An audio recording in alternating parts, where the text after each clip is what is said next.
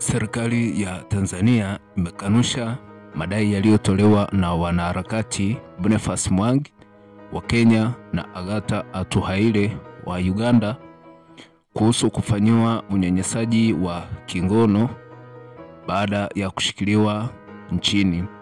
Hatua hiyo inakuja baada ya wanaharakati hao kusimulia kwa uchungu madhila waliopitia wakiwa mikononi mwa vikosi vya usalama vya Tanzania, ikiwa ni pamoja na kubakwa na kupigwa.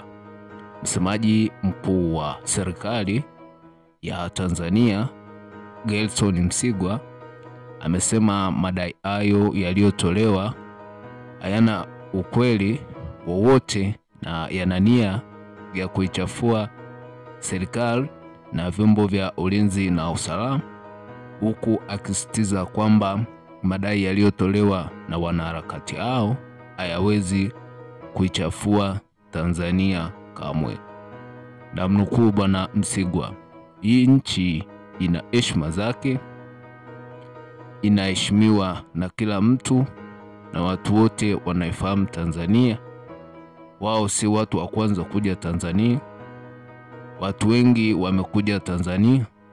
Kama wao wanakwenda kuzalisha tuhuma zao za uongo, wacha waendelee kufanya, lakini Tanzania haiko hivyo. Wao walivunja sheria, wamechukuliwa hatua." Amesema hayo Bwana Msigwa kwenye mahojiano na idhaa ya Kiswahili ya Ujerumani ya Deutsche Welle.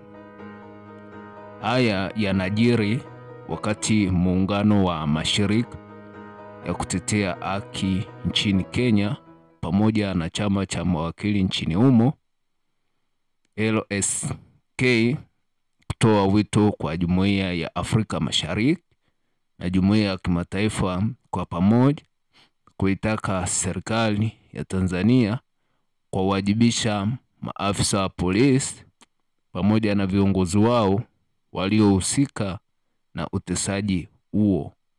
Mashambulizi ya kingono dhidi ya Boniface Mwangi na Agatha Atuhaire.